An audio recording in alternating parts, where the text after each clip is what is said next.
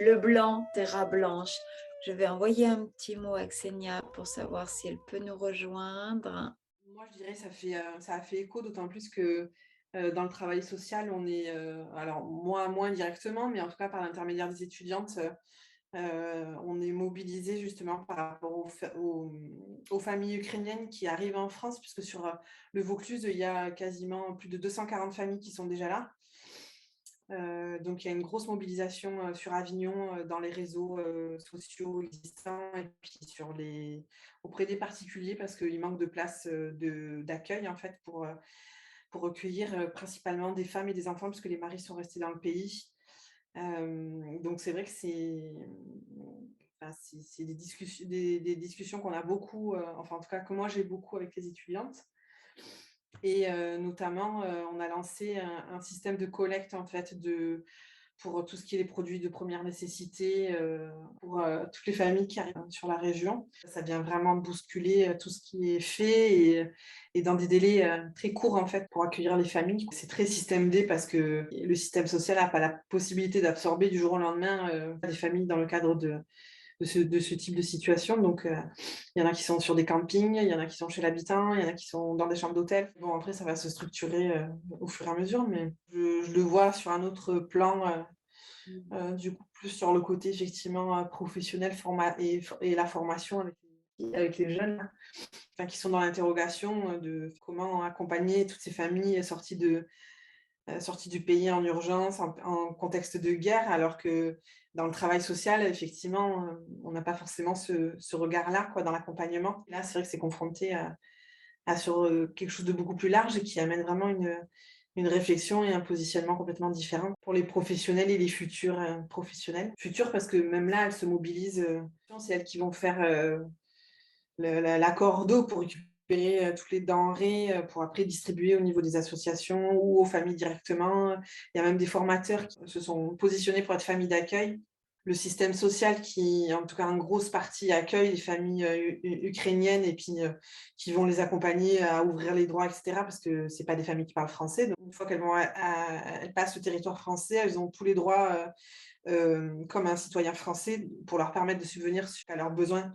Donc du coup, il y a un gros déploiement au niveau de l'action sociale pour justement, embaucher des travailleurs sociaux pour accompagner ces familles-là sur l'ouverture des droits, qu'ils accèdent à un logement, décent, scolariser les enfants, l'apprentissage de la langue française. Enfin bon, il y a une grosse organisation qui est en train de se mettre en place dans l'urgence. Nous, à Avignon, on a une association qui s'occupe de réfugiés et de mineurs non accompagnés et qui a un rôle d'accompagnement du coup auprès des familles ukrainiennes. Et donc, du coup, c'est vrai que comme c'est notre secteur, on a essayé de sensibiliser les étudiants qui, en tout cas, les premières années ont répondu facilement parce que les deuxièmes années, avec les examens bientôt, donc sont un peu à flux tendu, donc moins disponibles pour tout ça. Mais les premières années qui sont beaucoup plus disponibles, du coup, s'en saisissent et sont au taquet, quoi, pour aller faire des affiches, aller récolter, après aller amener, etc. Et à se mobiliser. Et tu sens que là, il y a un mouvement spontané de cœur. Elles sont sur les premiers niveaux, on va dire, au niveau de l'entraide. Après, forcément, ça soulève des débats aussi dans le système du social parce que c'est des familles qui, en dehors de la question de l'Ukraine, mais malheureusement, c'est des familles qui quittent leur pays de façon brutale suite à une guerre et qui vont bénéficier des droits pleins sur le territoire, alors qu'il y a d'autres pays où il y a des citoyens qui fuient leur pays et en fait, où ils passent par tout un tas de procédures, des enquêtes, de justifier, d'expliquer, etc., et qui parfois sont dégoûtés. Et c'est là où, effectivement, il va y avoir, je pense, dans quelques temps, un mouvement au niveau de l'action sociale pour dénoncer le fait qu'il n'y ait pas un système égalitaire, en fait, pour les pays qui sont en guerre, où les populations demandent l'asile en attendant que la situation se stabilise dans le pays. Il y a deux poids, deux mesures là. Eh bien oui, parce que régulièrement, on a des familles qui arrivent sur le territoire français pour après avoir quitté leur pays, dans des Mmh. situations parce que les pays étaient en guerre et cetera. Toutes les familles ne sont pas reconnues en France et puis la procédure est extrêmement longue. Il y a tout un process qui là, n'existe pas pour, les Ukrainiens. Alors, c'est tant mieux, hein, mais c'est vrai que du coup, il y a des acteurs de l'action sociale qui dénoncent un peu, le fait que là, effectivement, il y ait l'accueil sur le territoire, soit fait, de cette façon-là, même si effectivement c'est pas remis en question. Mais par rapport à d'autres pays qui sont en guerre où il y a des familles qui vont pas être traitées de la même façon et parfois vont être rebootées en leur disant: «Bah, retournez au pays». On sait très bien qu'il y a un risque majeur, pour eux, quoi. Mmh. Mais donc c'est vrai que ça va bouger aussi et je pense au niveau politique aussi, hein. Donc merci, merci Karine. Tout ce qui existe aujourd'hui pour moi dans les régimes politiques n'a rien à voir avec l'unité, puisque l'unité, c'est cette conscience du cœur qui fait qu'on se reconnaît en tant que frères et sœurs humains. Donc, à dire: «Mais c'est utopique là, Josiane, tu rêves là ou quoi?» Non, je sais bien que ça va pas prendre 10 ans, 20 ans, ou même 50 ans ou même un siècle, ça va peut-être prendre 10 000 ans, mais en tout cas, on n'a pas le choix que d'amorcer ce chemin-là et forcément en amorçant ce chemin-là, ben, ça veut dire qu'à un moment donné, les frontières, les guerres, ça va disparaître. Donc c'est sûr que ça va pas disparaître. Je suis pas suffisamment, inconsciente pour le poser dans ce sens-là. D'où la difficulté, pour nous dans cette transition d'amorcer ce chemin de l'unité et pour moi vraiment, quand je parlais de puissance tout à l'heure, pour amorcer, ce chemin de l'unité au niveau planétaire, il y a besoin que chacun, sente, qu'il est porteur de ces fréquences-là, dans sa pensée, dans sa parole, dans son mouvement de cœur et dans son mouvement de corps et de reconnaître ces fréquences-là d'amour et de paix.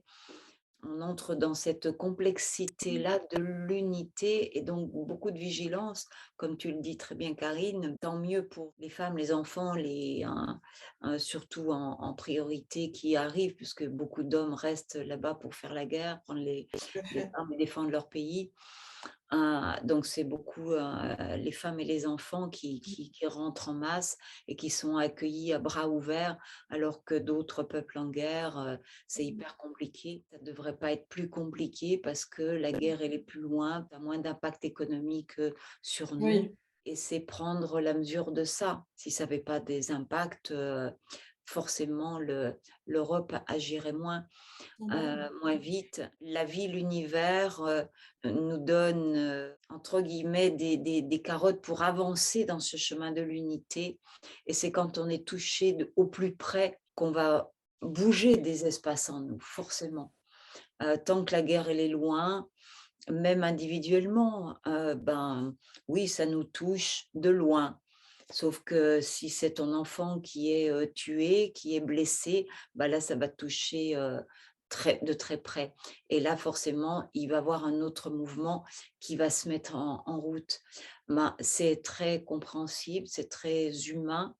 Et l'univers utilise ça aussi, entre guillemets, par résonance naturelle de fréquence, évidemment, pour à un moment donné, nous ouvrir aussi les yeux en nous disant, bah, tu vois, quand ça te touche, eh bien, tu te mets en mouvement dans cet espace-là d'aujourd'hui où il y a beaucoup de cœur, où on accueille, parce que ça nous touche de près. Ben oui, ça pose la question, et les autres et les autres qu'on n'a pas su accueillir de cœur, aussi vite, aussi bien que les Ukrainiens. Ça pose juste la question à notre cœur, à la conscience du cœur et on ne pourra pas régler tout d'un coup comme ça. Voilà, ça c'est clair.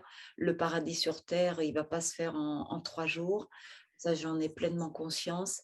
Par contre, oui, on peut œuvrer chacun là où il en est, dans sa conscience, là où il est, là où il habite, dans son espace, avec les gens qu'il rencontre, dans sa famille, avec ses amis, là où il est porté dans sa profession, avec ses outils, avec ses qualités, ses talents, pour déposer, je pourrais dire, au monde par ses fréquences, hein, tout simplement de paix, de conscience du cœur. Et que c'est vraiment des fréquences d'amour qu'on a à déposer. Et c'est toutes ces fréquences-là individuelles qui s'unissent et qui amènent du mouvement et qui touchent forcément les cœurs, même de ceux qui dirigent nos pays.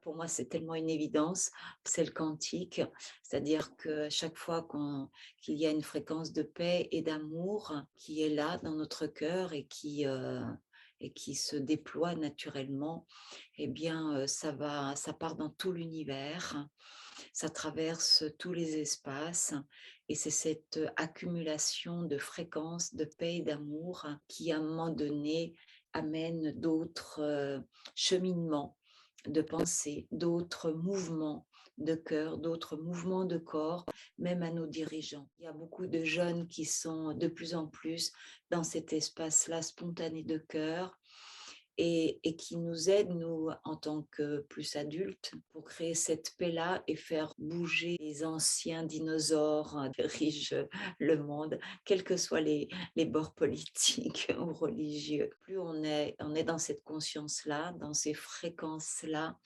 et qui se déploie, bien plus nous apportons de la force, de la puissance planétaire à ce mouvement-là de paix et de cœur. Que ça fasse des petits et que les petits faisant des petits de paix et d'amour, eh bien ça finisse par envahir la terre. Voilà. Sandrine, vas-y. Comme tu dis, Ouais, la guerre fait que c'est proche de nous, donc ça prend une expansion encore plus grande, en fait. ouais, Et ben, c'est ça, en fait, qui, moi, développe ma puissance, et je pense que ça le fait chez beaucoup, et qui a un élan de coopération. Pour voir mm, avec les jeunes, c'est vrai, moi, je le vois beaucoup chez les jeunes, je trouve que les jeunes sont même exemplaires, quoi. Bon, la plupart, hein, enfin, en tout ouais, cas, moi, ceux qui m'entourent, je vois les amis de mon fils, voilà, ils sont adolescents, entre 15 et 17 ans. Il y a, mm, j'ai l'impression qu'ils se sont connectés avec l'essentiel, avec justement ce ouais, qui est de l'élan de coopération, de l'union, de... Il y a pas de conflit, quoi. Il n'y a pas de concurrence comme moi j'aurais pu vivre ou ressentir quand j'étais plus jeune, où on se ouais, laissait influencer par un système directeur, en fait. ouais, Et eux, non, en fait, ils sont là, ils disent non, ils ouais. savent dire non, ils savent coopérer pour le bien de tous. Et moi, je trouve ça super porteur. Ça fait du bien à voir. Je trouve que c'est une belle jeunesse. Moi, j'ai un beau reflet de la jeunesse. Donc, ça rejoint ce que dit Karine avec les jeunes étudiantes. Et vraiment, c'est eux qui aussi qui nous portent et qui portent l'avenir. Très, très impressionnant en fait. Je ne sais pas où ça touche, Ouais. mais ces connexions-là, ça fait 20 ans que je vis en France, je n'ai jamais vécu une telle intégration, si tu veux. C'est impressionnant. Karine disait, en tant que conseillère en économie sociale, elle disait, mais on s'aperçoit, et superbe, qu'il y a cet élan de générosité et pour justement accueillir et mettre tout en place, tout un système aussi pour leur permettre de vivre en France, qui s'accélère et qui est très facilité. Alors que quand il y a la guerre, il y a la guerre pour d'autres réfugiés, c'est très compliqué parce que la guerre, elle est loin et souvent on les ramène dans leur pays et justement, ça interroge pour justement que ça soit pour aussi pour tout le monde. Il y a quelque chose qui est très, très important. Par Ouais, exemple, il y a plusieurs personnes pendant le travail qu'on prépare pour le théâtre. Spontanément, quand on parlait de ça, on dit, mais quand on voit à quel point les gens sont unis face à cette guerre sur place, il y a quelque chose de très particulier dans ces conflits. Il faut bien connaître l'histoire de cette région du monde pour comprendre. Et le lien avec l'Europe aussi, etc. Il faut savoir que la maman du premier roi de France était ukrainienne. Donc il y a des choses qui nous relient, si tu veux, qui peut-être pas obligatoirement les mêmes liens avec ailleurs. Ça ne veut pas dire qu'il faut exclure de la demande de l'aide d'ailleurs. bien sûr. Je veux simplement dire que tout, en fait, il y a un cheminement qui peut expliquer ce qui se passe véritablement, d'une Ouais. part. Et d'autre part, les gens qui viennent ici, pour la plupart, ils ne veulent pas rester. Ils veulent rentrer chez eux. Ouais. Tu vois? Ils sont convaincus que la guerre va se terminer vite. Et en Pologne, par exemple, c'est engorgé des Ukrainiens et ils ne veulent pas partir. Je discute avec les personnes qui essaient de les convaincre à partir en France, par exemple. Ils veulent rester près de leur maison, ils ne veulent pas partir. C'est un phénomène assez exceptionnel, c'est vrai, mais je pense que les explications sont Mm. assez multiples et je pense que ça tient beaucoup à ce que sont les Ukrainiens en tant que nation aussi. Toi, de l'intérieur de ton pays, l'Ukraine et aussi d'un papa russe, et tu as des amis en Russie aussi. Et comment tu le vis de ton intérieur, de ton cœur, hein? Moi, j'ai l'impression d'avoir le plomb dans la tête, dans le corps, partout, quoi. Je suis très fatiguée en permanence physiquement, c'est super compliqué à gérer. Mm. En dehors des angoisses, si tu veux, une grande tristesse par ailleurs. Et puis à la fois, c'est ce que je te disais tout à l'heure quand on a parlé, j'ai vraiment une vision d'un bel renouveau et le renouveau de l'Ukraine sera le renouveau de l'Europe. Mm. J'en suis convaincue. Ce territoire qui est un grand, grand pays quand même, et c'était berceau de l'Europe avant même que la France soit la France. Et à plein de niveaux, c'est son intégration à la communauté européenne. Non, Mm. je ne parle pas politiquement parlant, je Oui, parle oui. au niveau humain, est extrêmement importante Mm. pour retrouver un nouveau équilibre en Europe et surtout un appel à revenir à nos fondamentaux en Europe. On a perdu, justement vous parliez d'accueil, pourquoi les gens en France jusque-là avaient tellement du mal à envisager d'accueillir depuis la Deuxième Guerre mondiale, tandis que dans les années 40, 30, 40, la France a accueilli énormément du monde, aidé énormément des juifs, des enfants juifs, c'était incroyable. Et puis je pense que les Ukrainiens, ils nous invitent aujourd'hui à retrouver les liens que l'Europe a perdus parce qu'elle a perdu la spiritualité. C'est ce qui faisait le lien, en fait, le lien social. Tu vois, c'est morcellement de la société fait que on refuse de voir nos SDF à Paris, les malheureux, il y en a tout plein à tous les coins de rue. Hein. Il n'y a pas besoin d'attendre les Ukrainiens tu vois, c'est ça qui est dramatique. Mais il se trouve que je pense que ce drame-là invite l'Europe à revenir à ses fondamentaux. Tu vois? Je suis complètement d'accord avec toi. Ça nous bouscule de l'intérieur et ça nous bouscule le cœur et c'est bien, et c'est bien. Je pense que c'est bien. Je pense que dans ces grands malheurs qui nous arrivent, on n'en est pas au bout parce que c'est le moment de s'aimer. Là c'est un peuple qui travaille la terre depuis toujours. C'est un peuplade de paysans, en fait, et pas des guerriers, tu vois. Le fait qu'on ne peut pas s'occuper de la terre au printemps, là, et c'est très symbolique aussi de bombarder un pays au moment où il doit s'aimer pour nourrir, pas seulement les Ukrainiens, mais 80% de l'huile de tournesol en France vient de l'Ukraine, le blé, enfin 30% de blé, tu vois, c'est symbolique quand même. Hein. Et c'est non pas, c'est ce que je disais tout à l'heure, une accusation contre les Russes, mais en fait, ils cristallisent aujourd'hui cette force qui peut nous entraîner dans l'humanité entière. La famine qui peut s'installer en Europe, ça peut faire disparaître une civilisation. On est invité, on est dans un virage sociétal où soit le changement vers une spirale montante est possible, soit on glisse vers quelque chose d'inextricable, tu vois. Oui, tout à fait, tout à fait. On est à la limite de cette grande bascule d'ouvrir la paix. Mais ça, c'est clair, hein, ça, c'est évident. Je t'en parle, là, je tremble. Et je n'arrête pas, moi, il y a 8 ans, quand la guerre a commencé, parce qu'elle a commencé il y a 8 ans, je n'arrêtais pas de dessiner les paysages dévastés, de cimetières, enfin, c'était sidérant, quoi. Ça sortait des mois comme ça. On me prenait pour une folle, tu vois, personne n'a rien compris et je me suis beaucoup isolée parce que moi-même, je n'arrivais pas à accueillir ce qui venait. Tandis qu'aujourd'hui, ce que j'ai dessiné il y a 8 ans est en train de se produire. Et en même temps, aujourd'hui, je vois que l'avenir est possible. Par cette solidarité, par cet élan déjà, entre les Ukrainiens, il se passe quelque chose de très, très fort. Il y a une espèce de prise de conscience pour les certains qui jusque-là avaient quasi honte de parler d'eux, ou tu vois, assumer leur langue, leur culture, qui était tellement maltraitée depuis des années. Il se passe quelque chose de vertigineux déjà pour les Ukrainiens, pour les certains, tu vois, qui intègrent du coup leur identité, alors leur appartenance. Et de ce fait, on peut se unir quand on sait qui on est. C'est ça qui est important de revoir en Europe, que chacun puisse garder son identité, d'être ensemble, mais chacun en étant soi, quoi. Je pense que cet avenir est possible. Je n'arrête pas de dessiner les choses qui sont très lumineuses qui me viennent. Je disais tout à l'heure, je pense que ce sera un laboratoire de l'avenir. On pourra revoir comment construire, comment consommer, comment s'aimer, comment nourrir. Ça va être très important ce qui va advenir après. Et moi, j'en ai aussi les frissons et l'évidence de ça. Ce qui se passe, c'est un point Ouais. stratégique pour ouvrir toutes les consciences du monde et pour commencer ce nouveau monde à le construire dans cette nouvelle vision-là de cœur, de se relier avec chacun ce qu'il est et de pouvoir se relier. On peut se relier, bien sûr, dans nos différences. Et c'est ça que l'Ukraine, moi, je vois, je sens effectivement un peuple très uni, très relié à la terre, très relié au cœur.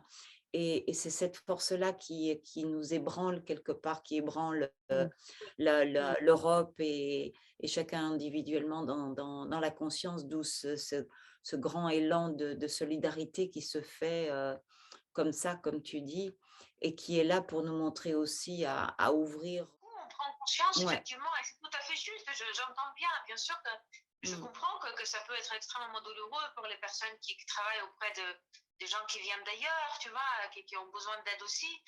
Mais ça va ouvrir la voie pour autre chose, quoi. Vraiment, je le sens comme ça. Et puis la Russie, c'est une grande remise en question, comme je te disais tout à l'heure, parce que en fait, l'Ukraine est la mère de la Russie. Il ne faut pas l'oublier. En fait, il y a eu la Russie de Kiev. Olga, qui est arrivée en France, à Sainte-Lys, il y a son monument, si tu veux, qui a donné naissance au premier roi de France. Elle parlait plusieurs langues étrangères, montait à cheval à l'époque où l'Europe était plongée dans le Moyen-Âge, quoi. La Russie de Kiev était, si tu veux, une forme de l'Europe de l'époque déjà tournée autour du commerce, parce que c'était la voie de la soie et du sel.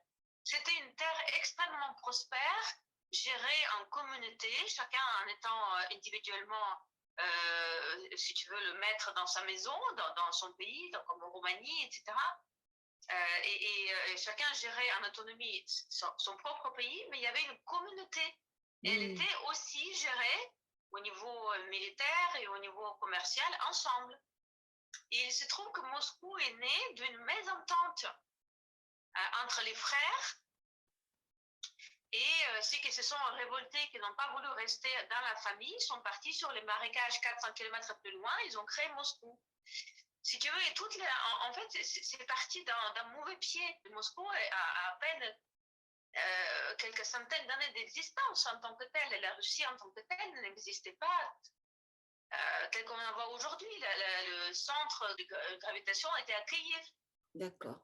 Et aujourd'hui, si on peut parler psychanalytiquement, sans faire la psychologie du comptoir des merdes que je déteste, je ne suis pas spécialiste en plus, mais en fait, ce qui se passe, ils sont en train de tuer leur mère. Cette terre qui a permis, si tu veux, au détriment de tellement de morts dans les années 30, de créer l'Union soviétique, la grande Russie telle qu'on la connaît aujourd'hui. Donc, si tu veux, c'est 3/4 de notre continent quand même, la Russie. Les permafrost dont l'humanité entière en dépend. Il faut en prendre soin. Il y a une nouvelle énergie à trouver dans la Russie qui regroupe énormément de peuples, énormément de cultures. Ils doivent s'intégrer dans leurs différences aussi. La Russie a une place très importante à jouer, à prendre, mais pas celle qu'elle occupe depuis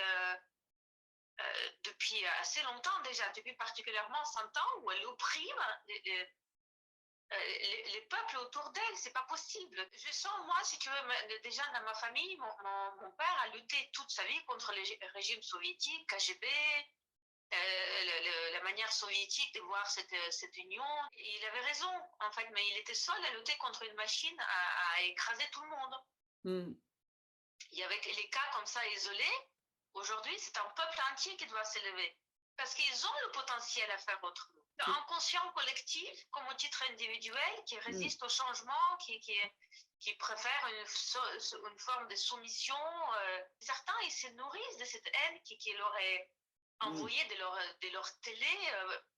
Bien sûr, pas tous, mais il y a une espèce de fascination pour ça. Et j'en parle en connaissance des causes. Donc, il y a toute une population, surtout les jeunes, qui ont voyagé, qui ont vu comment vivent les gens en Europe, qui sont allés en Ukraine. Il y a une photographe russe qui m'a écrit, elle m'a dit, mais on ne pourra plus jamais aller à Kiev. J'ai dit non, il faut que vous fassiez des choses pour que dans l'avenir le plus proche, vous puissiez retourner à Kiev tranquillement. Mais il faut faire quelque chose. Ils ne peuvent pas rester sans rien faire. Tout à fait, c'est une invitation aussi pour eux d'un grand changement, d'un grand bouleversement. Ça, c'est clair aussi pour tout le monde. Parce que si tu veux, la Russie à l'heure actuelle, c'est une puissance pauvre. Ils ne produisent rien sur leur terre. C'est très important. C'est comme au titre individuel, la personne qui veut s'intégrer, et une de tes amies qui travaille dans le social qui est là, et on sait très bien que pour que la personne puisse s'intégrer dans un groupe ou dans une société, il faut qu'elle ait un rôle. Il faut qu'elle puisse produire quelque chose. Il faut qu'elle puisse prendre place avec les autres dans un échange. La Russie ne produit rien. Ils ont des territoires fabuleux, gigantesques, et tout ce qu'ils produisent, c'est les armes ou le gaz qu'on extirpe de sol en vidant ces terres de sa ressource. Mais il y a tellement de choses à faire en Russie. Il y a un potentiel extraordinaire. Donc, comment les aider aussi? Tu vois, là, pour l'instant, c'est vrai que cette distance est complètement nécessaire. Et toi, en tant qu'artiste, qu'est-ce que tu poses ici, puisque tu habites sur Avignon? Ça fait combien de temps que tu es en France? Je sais. Depuis 20 ans, cette année. Comment tu déposes ta pierre en tant qu'artiste ukrainienne, russe, ici? Moi, ce que je te disais, curieusement, j'ai enfin compris pourquoi je suis là. Je suis un pont, en fait, je suis une passerelle entre tout ça. Bien sûr pour l'Ukraine, beaucoup, parce que c'est mon pays maternel. Et j'avais besoin de prendre une place par rapport à l'Ukraine importante. Donc, pour moi, ça passe par la poésie, beaucoup. Les lectures que j'ai traduit un poète ukrainien qui est mort très jeune parce qu'il était assassiné par les soviets, qui l'empêchait à parler sa langue. Enfin, c'était interdit de parler ukrainien dans les années encore 80, tu vois. Waouh. J'étais enfant, en fait. J'étais à l'école en Ukraine. Il était interdit de parler ukrainien en dehors de la maison. Et puis, on ne pouvait pas apprendre la grammaire de notre langue à l'école, quoi. Il faut comprendre ça. C'est pas vieux. J'ai 40 ans. Si tu veux, c'est pourquoi les Ukrainiens se battent aujourd'hui quand on leur dit oui, on va éventuellement parler la paix, mais à condition que le russe fasse partie des langues du pays. Bah, tu sais, c'est épidermique, c'est pas possible. Donc moi, en tant qu'artiste, si tu veux, je fais une passerelle entre ces trois mondes. Beaucoup par les mots, curieusement. Pourtant, c'est pas mon outil de travail. Je suis plus dans la matière, si tu veux. Donc, côté argile, pour moi, ce qui est venu dès le début de la guerre, c'est une série de sculptures qui s'appelle Khata. Khata en ukrainien, c'est maison.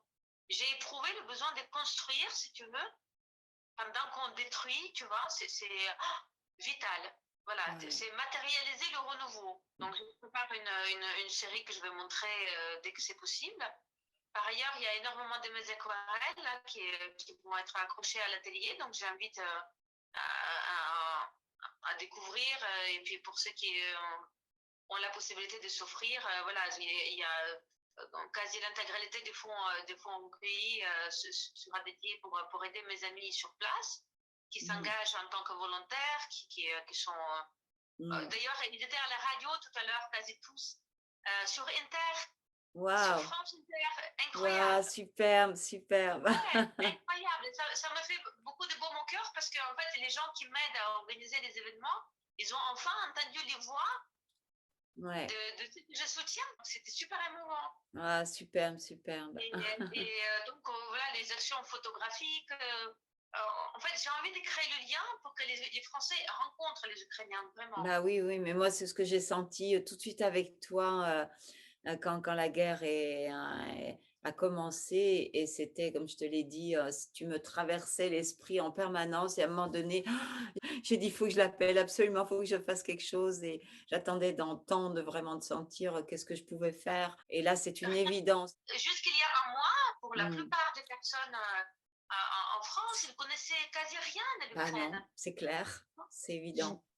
Et il faut que la rencontre se fasse pour qu'on puisse vivre par la suite ensemble, et chacun chez soi, hein, parce que les gens qui qui ont fui l'Ukraine, le 99% veulent absolument rentrer chez eux et reconstruire, faire leur maison. Enfin, chez nous, on blanchit les maisons, on les peint, enfin, c'est joli. C'est un peuple J'ai partagé un lien avec l'histoire d'une peintre ukrainienne donc, qui fascinait Picasso dans l'art naïf. C'est ça, en fait, l'Ukraine, elle est toute entière comme ça. C'est un peuple des paysans, en fait.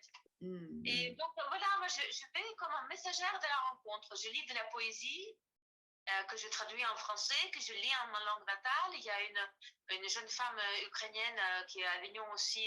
Elle est venue faire ses études et la guerre l'a prise des cours ici. Elle chante merveilleusement bien, on fait les choses ensemble. Il y a 7 ans, j'ai invité les copains artistes à venir montrer leur travail de peinture, sculpture ici. On a fait un magnifique événement à la maison Jean Villard. Donc, je continue ça, en fait, mon travail personnel et puis surtout faire connaître les autres, en fait. Il y a un monsieur qui fait des magnifiques icônes contemporaines à l'aquarelle, fantastiques, d'une profondeur, d'une humanité extraordinaire. Il m'a envoyé tous ces fichiers. Je vais faire une projection lors d'une prière. Moi je suis pas pratiquante, si tu veux, mais j'ai toujours allé dans les églises pour les fleurs, pour mettre une bougie, parce que j'ai grandi dans ça, quoi. Donc là, on va prier, toutes les paroisses avignonnaises, toutes les confessions, on va prier ensemble pour l'Ukraine. Moi, je vais prier en ukrainien et eux en français. Voilà, bah oui, c'est la prière du cœur.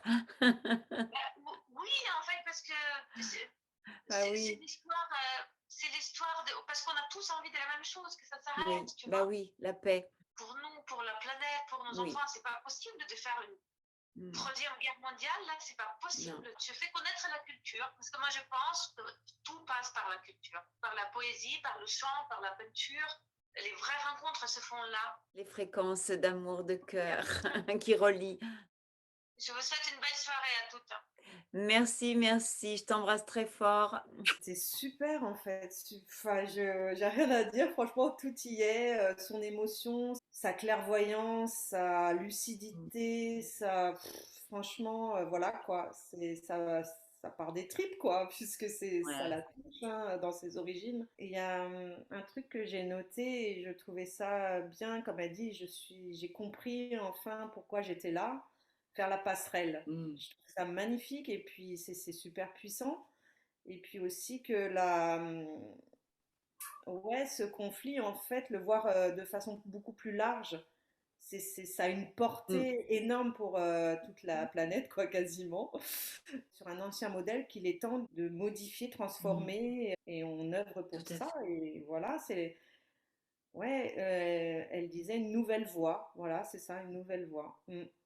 Donc, porter une nouvelle voie avec un I, c'est aller dans une nouvelle voie, VOIE, et puis bah, ça passe par des choses pas très simples. Et il y a eu des grands peuples comme ça qui ont montré la voie, comme elle en a fait référence. Bon, bah là, c'est le peuple ukrainien, et j'en suis super.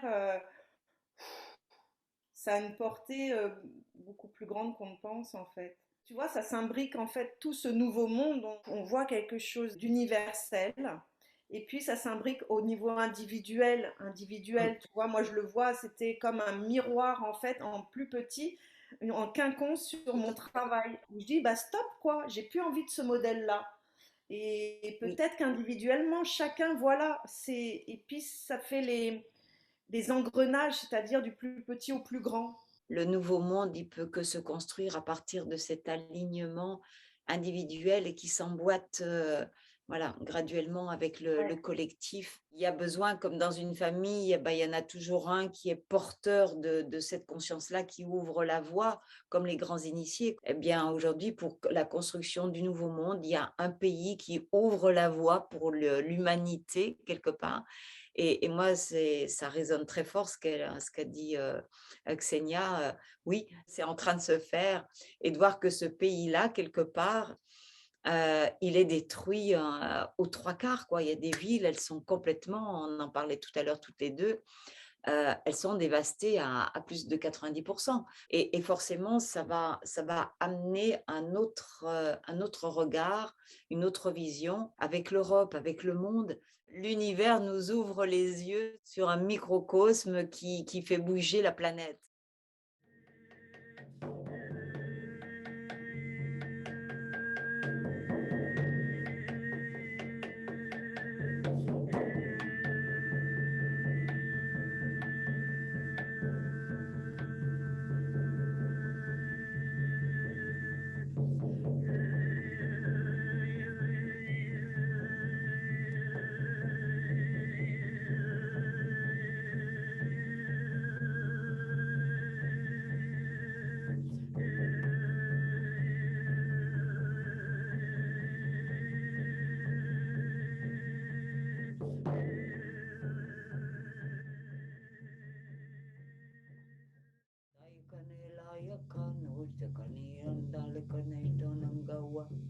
Dekaria tarchongarin chonakalawangawa. Dekaria narka tarion kurio churkanina. Anakare nashkari norsa. Anakaria nashkari mondeshkanindo. Argatana yashkani manashkar minashkana. Warganin minashkar minashkar namarka. Yorgamana mirashkar minatorkar nata. Narga yashkar minashkar. Io torkir tormiandar potorme. Indakaria toshimar minata yadamana koto imana. To imanashka imandashpi inda parkwate yoshta. Hormana turbinefe. Bentaka yostomba kartate. Watante son mindar. Gratitude infinie, Ashtam Burkadei, à tous ceux qui œuvrent pour la paix.